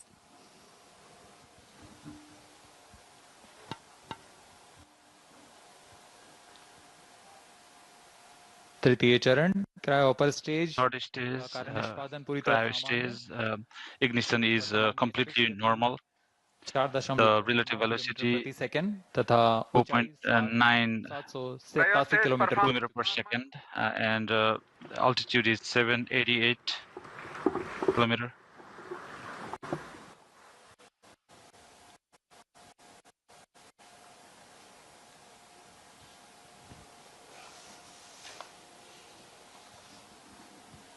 पृथ्वी की भूमि तथा बर्फ का अध्ययन करने के लिए synthetic aperture radar synthetic aperture radar capacity is used. और फिर so this will give the data संकेतों को प्राप्त कर 3D चित्रित changed signals will be sent. 12 metre व्यास वाले unfurlable So there is a 12-meter wide reflector antenna is attached. में 2 बार एक ही जगह से निकल सकता 2 है times, और इस समय में चित्र में बदलाव से पृथ्वी में की सतह पर आए बदलाव को कर सकते हैं। नाइसार नासा और इसरो द्वारा तैयार से उन्नत रडार प्रणाली वाला उपग्रह है। This is the synthetic aperture radar की तुलना में अत्यधिक शक्तिशाली है। This is the very powerful synthetic radars available here. This is the L-band 25 centimeter wavelength L-band radar system used by NASA. S-band radar system. So the other one is the NISAR. जैसे कि मिट्टी में नमी, सतह का खुरदरापन और गति। निसार सूर्य तुल्यकालिक कक्षा में काम करने जा रहा है। इसके एंटीना एक खास विन्यास में Its antenna is अभूतपूर्व अवलोकन Antarctica. यह Antarctica We can observe the Antarctica as well. सटीक अध्ययन के लिए बहुत महत्वपूर्ण माना जा रहा है। This is very important to study the melting of ice in Antarctica as well. के मुख्य मिशन के दौरान So 3 years main mission, the data would be provided. Data के बराबर है। So this is the 80 terabyte data. संसाधित, संग्रहित और वितरित किया जाएगा। This will be distributed. सभी S band और L band data, all the S band and L band data will be national remote sensing, and so government of India will be used. Synthetic Aperture Radar it will be provided to other countries as well. NASA ने 1900 NASA has 1978 they have started ने विमान व अंतरिक्ष से विज्ञान क्षेत्रों के अध्ययन के लिए अग्रणी रहे हैं। For the study of space में विस्तृत श्रृंखला 2012 में रडार 2012 और 2022 in 2000 नाइसार व्यापक 22 के साथ उच्च रिजोल्यूशन के डेटा निरंतर so high resolution data would be available.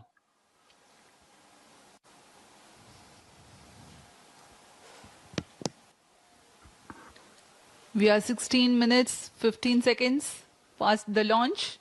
Now the cryogenic upper stage is currently thrusting. The vehicle trajectory correctly follows the prediction. Cryo stage performance normal. तृतीय व अंतिम चरण GSLV Mark II का cryo upper stage के नाम से जाना जाता है। Cryo upper stage वर्तमान में पूरी तरह currently completely normal performance, all the सामान्य निष्पादन करते हुए system यान को उद्दिष्ट कक्षा की ओर so the vehicle is targeted to the designated orbit. कक्षा की स्थितियां प्राप्त करते ही क्रायोजेनिक इंजन को बंद कर दिया जाएगा। Cryogenic engine would be closed. The launch vehicle is at an altitude of 748 kilometers.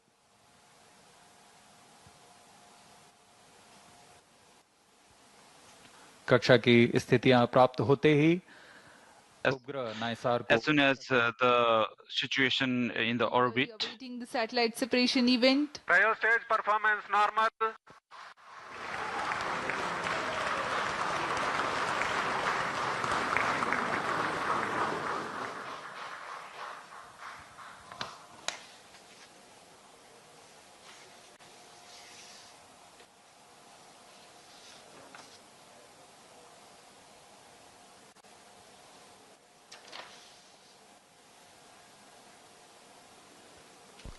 Plus 18 minutes.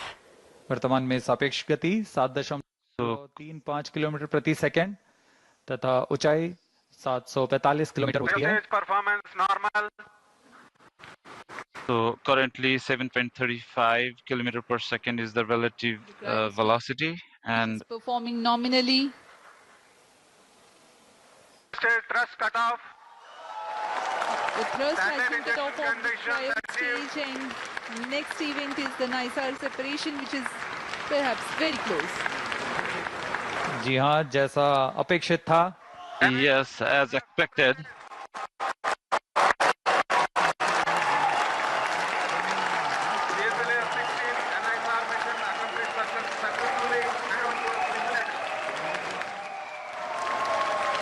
जी हाँ, इसकी पुष्टि हो चुकी है। This has been confirmed. प्राप्त की जा चुकी है। The NISAR has been separated. The NISAR satellite into its designated injection orbit. The GSLV F-16 NISAR mission is successfully accomplished. History has been written today as NISAR has been placed in the orbit successfully. Many hearty congratulations to ISRO, NASA, and the users worldwide who will derive benefits of the Earth observation with this state-of-the-art NASA-ISRO Synthetic Aperture Radar satellite. Do stay tuned. Tune in for the address by Secretary DOS and Chairman ISRO and mission executives. we take leave from you. Namaskar. Yes, प्रक्षेपण के साथ नाइसार का promotion With this launching, the launch mission has been successful. हार्दिक शुभकामनाएं. So congratulations to all the viewers and the scientists. So we will be taking you to the address of the scientists.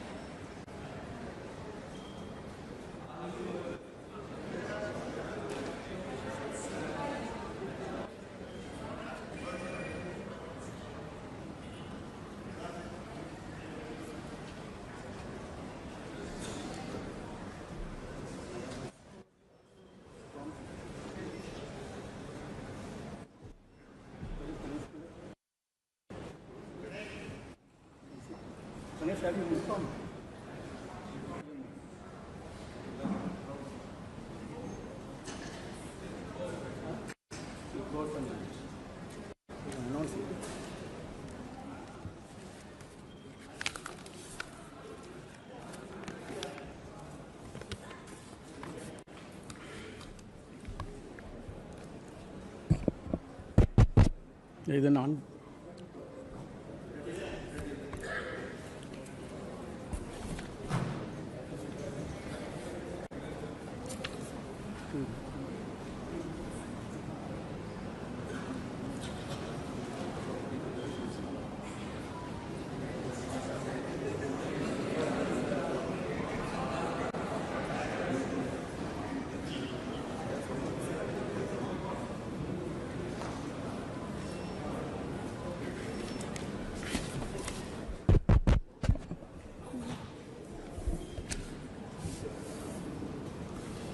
As announced.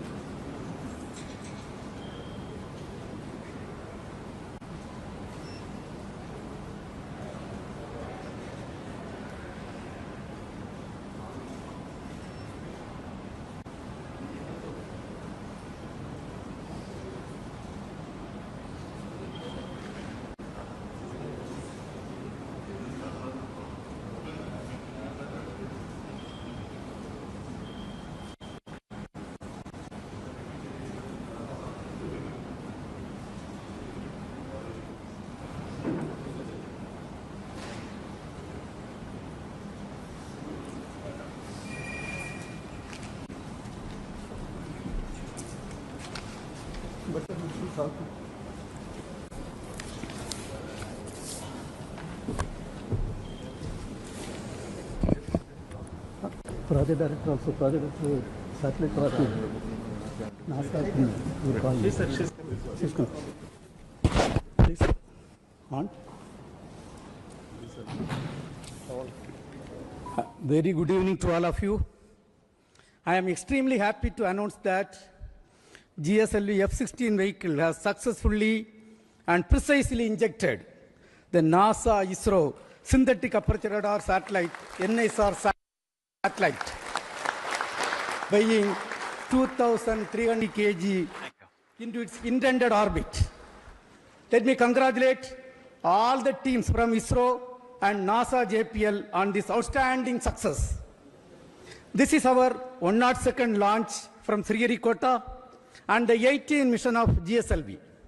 As all of you may recall, we had the previous GSLV F-15 mission on 29th January 2025, which was the 100th successful mission launched from Sriharikota, and also the first launch after the new management, including me, took over as the chairman of ISRO. This is the first GSLV mission to the Sun synchronous polar orbit. Till date, all the GSLV missions have been to GTO. Being the first SSPO mission, several analyses and studies were carried out to make this mission a grand successful mission, including the cryogenic upper stage corrections. A host of mission simulations were carried out very systematically and meticulously, and today's successful mission is accomplished. All the vehicle system performance were quite normal, as expected and as predicted. And today, we achieved the intended orbit. Actually, we have got the orbit position of less than 3 kilometers against the permissible level of 20 kilometers. Perigee, the specification is 742 kilometers. We have got 740 kilometers. Apogee, 745 kilometers is the specification. We have got 747 kilometers. And all the parameters are as expected and in the right line.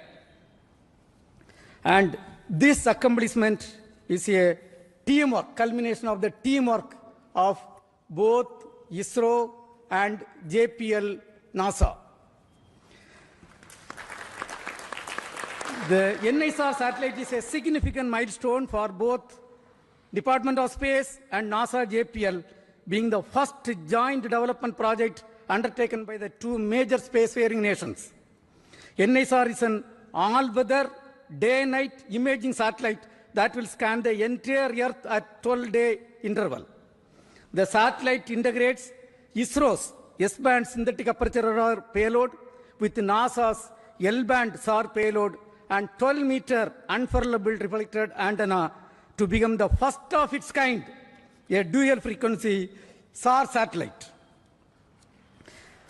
NISAR will enable the scientific community to detect the surface variations, sea ice detection, invest natural hazards, monitor soil moisture, and many other applications. The potential applications from the satellite are huge, and the global scientific community is eagerly awaiting the satellite data for their respective research and usage. The implementation arrangement between ISRO and NASA for a joint Earth observation satellite mission was signed on 30th September 2014. Between then, it was signed by the then Chairman ISRO, Secretary Department of Space, Dr. K. Radhakrishnan, who is sitting in front of us, and with the NASA Administrator, Mr. Charles Bolden. In fact, we were so happy to participate in that function, which happened in Toronto. Since then, the realization of satellite in ISRO progressed steadily under the outstanding leadership of subsequent Chairman, Sri Kiran Kumar Sir, who is also present in the audience, Dr. K. Sivan, Dr. Somnath, and also under different project directors. On this occasion, let me congratulate all of them. Also salute each and every one of the team members who have contributed for this significant achievement. Let me also congratulate all the technical teams, administrative teams, both in NASA, JPL, and ISRO, who worked shoulder to shoulder to build the satellite at UR Rao Satellite Center over the past so many years. Our mission has brought the two space agencies much closer than ever before, and the continuous interactions at various levels during the course of project execution has enriched both sides. On behalf of Department of Space and ISRO, let me thank the NASA JPL team and all other stakeholders in the project for their excellent contribution to the joint mission. Also congratulate them on the successful launch. We wish the scientific community from both sides the exciting days ahead. Let me also congratulate the ISRO teams from SAC, URSC, VSSC, IASU, IPRC, LPSC, ISTRAC, and all the teams involved in the payload development. satellite integration, realization of solid, liquid, and cryogenic stages, inertial systems, and the launch vehicle itself. Let me take the opportunity to congratulate the Chairman Launch Authorization Board, all the center directors who are with me. It's a teamwork done by ISRO along with the NASA. I express my heartfelt gratitude to the Honorable Prime Minister, Sri Narendra Modi ji, who was the Minister of Space, has provided outstanding, encouraging support for the entire project for its successful execution today. Also, let me thank Honorable Minister of State, Dr. Jitendra Singh ji, and officials, PMO officials who are working hand in hand with the Department of Space, and all our family members, entire team members of ISRO, and academia and industrial participants who have contributed for this. I think at this point of time, this success is demonstrating a teamwork, an international teamwork between two spacefaring nations, and surely this data is going to be highly useful for the scientific community of the globe. And when every 12 days when the data is going to come, it is not going to be used by 1 or 2 countries. The entire globe is going to benefit out of this great accomplishment. And at this point, once again, let me congratulate all the team members, our family members, industrial partners, academia team, and the NASA team for the outstanding work. At this point, before I hand over to my team, let me invite Cassie Swales, Deputy Assistant Administrator at NASA, for expressing her thoughts on the journey so far in this joint outstanding mission. Madam, please, floor is yours.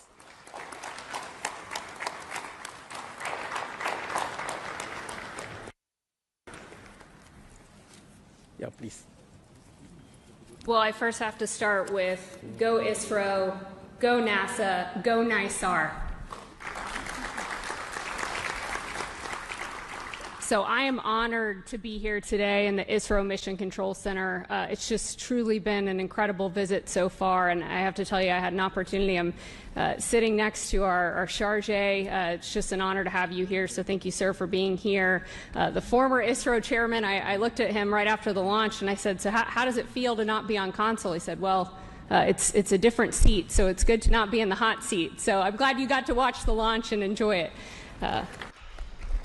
But on behalf of NASA, I want to congratulate all of the teams. It has been just an incredible decade culminating in this moment, from the technical collaborations, the cultural understandings, getting to know each other, building that team across continents, across time zones, missing nights, missing weekends with families, holidays.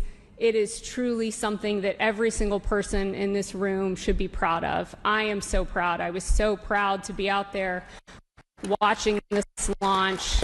Dragonflies flying above, just picture perfect, and I could not be more proud of these teams. You know, and this mission, it's truly a pathfinder, not just in regards to our technical, because those are truly incredible. This Earth science mission is one of a kind and really shows the world what our two nations can do. But more so than that, it really is a pathfinder for the relationship building that we see across our two nations, you know, across India, the United States, building upon decades of collaborations that already existed. And I cannot be more proud to be here representing the U.S. and really representing the teams that have been working so closely behind the scenes to make this happen. I also want to thank, I saw, several family members, both, last night on the U.S. side. I saw several family members here. So I want to thank the families. It's no small sacrifice seeing your loved ones work day in and day out on a mission that takes over a decade to build. So thank you for your support of the incredible, technical, talented people in this room. And I really cannot wait for continued partnerships as we go forward, building on Chandrayaan, Axiom 4, and now NISAR. So thank you. Congratulations. Go NISAR. Go India. Go the United States. So congratulations once again. Now,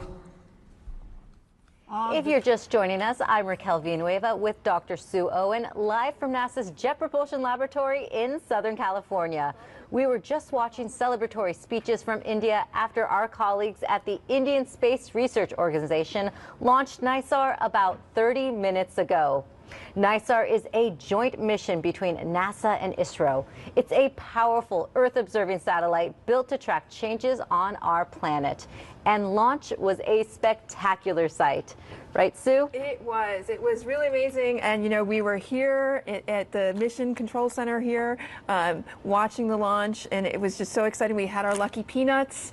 It's a special NASA tradition to have peanuts for launch. And so, you know, it was really moving to see NISAR finally making its way into space. It was great to see you get emotional watching it too, eating your lucky peanuts. And we weren't the only ones celebrating here at JPL. Here's a look at our mission control and friends and family inside Von Karman Auditorium reacting to launch. Yeah, everybody was just so excited. You can see people clapping and cheering. It was a great event. I know, we're right next door to the mission control, so we could really hear them cheering at each milestone. Now, our home planet is constantly changing in a variety of ways, some subtle, others dramatic. NISAR will enable us to comprehensively monitor Earth's land and ice surfaces, building a detailed record of large and small changes over time. With NISAR, we're tracking the changes of the solid Earth and how it's moving, ecosystems, ice cover, and any other thing that's changing at the scale of a centimeter on the Earth in a way that we've never been able to see before. Because of these very subtle motions we can measure, we're able to understand what's happening below the surface of the Earth at great precision. We can see subsidence, and that allows us then to manage resources of what's happening below the Earth. Scientists want to study the movements of the Earth's surface to understand the processes that could trigger earthquakes, volcanoes, and landslides. And that allows us then to understand risks associated with natural hazards, which in turn can help in mitigation measures and early response. Other changes over the Earth's surface include melting of glaciers and ice sheets, changes in forest biomass, soil moisture, and shoreline changes. It's based on radar, so it has 2 different frequency radars, and it basically looks through clouds and sees the surface of the Earth. What you're seeing is an animation of how the radar collects data, and you can see these beams coming down from the antenna and coming back, and on the ground you can see the swath, and that's where it collects the data, and when it combines them all together you get what we need for the science. We can see day and night through clouds, and we're covering all of the land and all of the ice-covered surfaces of Earth every week. NISAR is quite unique in that it has 2 radars, one provided by NASA, one provided by ISRO, the Indian Space Research Organization. NASA and ISRO have collaborated in this mission. Till last year we were there at JPL, NASA, where the radars got integrated and tested and were shipped back to India. And now the spacecraft is getting integrated with the instruments and they are being tested together. NISAR is going to be launched from Sriharikota, which is a ISRO launch pad, and it is going to be launched by GSLV Mark II. So we are just looking forward for the launch of NISAR in the forthcoming year. NISAR is measuring the changes on the Earth's surface, which are either factors or indicators of climate change. The society will also immensely benefit due to its contribution towards disaster management and providing food and water security. These things are global problems that the global community needs to come together to resolve. Now it looks like we are no more belonging to 2 different worlds, and we all belong to the space community. That's it. There's the excitement about what we are going to learn that we didn't even anticipate we were going to learn.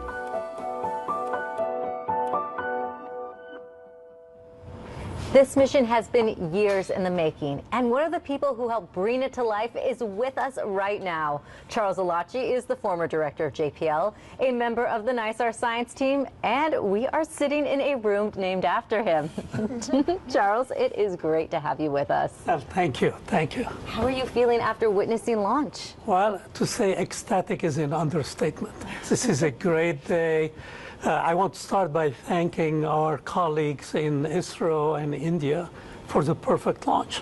We have been working together on this for almost 15 years, and I was delighted to see many of the faces that we worked with, at the Indian Control Center, and many of the people here at JPL who have spent, more than a decade, including the team members sitting here, spent more than a decade to make this happen. This is a great day. Fantastic. So, Dr. Alachi, you actually pioneered the evolution of radar technology here at JPL. How does NISAR embody that tradition of innovation? Well, it's really in the spirit of their mighty six, which is the spirit, of JPL. I remember when I first came here, all the radar team used to sit in one room. We were like 7, 8 people. And now you look at it, how much advances were made. NASA and JPL really were the foundational start of spaceborne synthetic aperture radar, starting with CSAT and a series of shuttle imaging radar mission. We developed and demonstrated multispectral, meaning colored radar. We developed the interferometric techniques that are being used now, and now using SAR for Earth observation is being used by industry, many nations who are participating in this endeavor. But NISAR is going to do the next quantum jump. We are going to be able to actually map the planet every week down to changes in the centimeters. That's a fraction of an inch. So we are going to be watching our planet actually breathing, as a result of natural changes or human-driven changes, floods, pumping water. So it's really going to open a whole new domain that is going to really impact in a major way how do we observe our planet. Thank you. That's great. Absolutely. And, you were mentioning those small changes. So NISAR will detect changes on the Earth's surface with remarkable precision. So how will NISAR's data benefit society for years to come in the near future and for the future generations? Well, let's take one example, the floods which happened recently in Texas.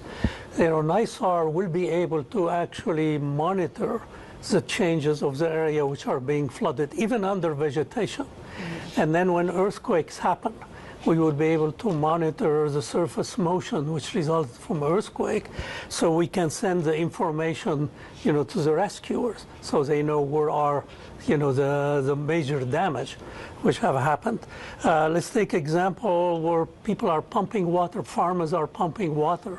We'll be able to monitor how much the water table is being depleted and how much is being refilled, during the winter when there are rain, both here and in India and worldwide. So I think it's going to impact us in a significant way, in a positive way, in helping us, better manage our resources, prevent, or not necessarily prevent, but actually how do we manage natural disaster. I mean, recently there was a big earthquake in Japan, in Russia. So there is possibility of tides and flooding around coastal region. So a satellite like NISAR will be able to monitor that on a regular basis. So it's really going to impact not only our scientific understanding, but our day-to-day life. So I would envision that people would be getting on their iPhone, map of the region or on a global basis to see what are the changes and how do we mitigate disasters which are happening. So many communities will benefit from NISAR's data. Absolutely, worldwide. Well, thank you so much for sharing your insights with us today, Charles. Well, thank you very much, and go NISAR. Go NISAR. Go NISAR. Thank you. So, Sue, we are waiting for our ISRO colleagues to confirm acquisition of signal, but looking ahead, what comes next for NISAR? So over the next 10 days, the satellite will be, they'll be checking out the satellite, and then in about 10 days, they will start deploying the antenna reflector. So the boom will, you can see here on the video here, the boom will be, the hinges will be fired so that the boom will get into place, and then once that is into place, you'll see the reflector itself start to bloom, and that will take place over days. They want to do this slowly and carefully to make sure that everything is working well, and then after that they'll be turning on the radar instruments separately and together, making sure all of the radar technology is working well, and then after 90 days we will start collecting science observations. So there's a lot to look forward to. Yes, there is. Well, that wraps up our coverage for today. Thank you for joining me on the desk today, Sue.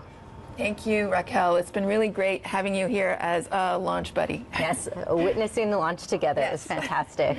So this marks the beginning of a mission that will help us better understand our dynamic and changing planet. To hear the latest updates on NISAR, visit go.nasa.gov/NISAR blog. You might hear cheering in the background, perhaps a new milestone. We'll leave you alone with a replay of launch. Have a great day. 8 seconds पर L40s का प्रज्वलन हम देखेंगे. 10, 9, 8, 7, 6, 5, 4, 3, 2, 1, 0. All L40 engines generating nominal thrust. S139 motor ignited. 5 seconds. That's a magnificent of the GSLV F-16 NISAR mission. The deafening roar of GSLV and beautiful silhouette brightening the Sriharikota sky. जी हाँ, अभी आपने देखा चारों L40 और S139 का सफल प्रज्वलन और GSLV F-16 का उत्थापन द्वितीय प्रमोचन मंच से, और ये अपने गंतव्य की ओर बढ़ता हुआ. हम यहाँ कंपन महसूस कर पा रहे हैं मिशन नियंत्रण केंद्र पर. The first stage of GSLV with S139 solid core motor and 4 L40 liquid strap-ons thrusting together. 7,800 kN cumulative thrust.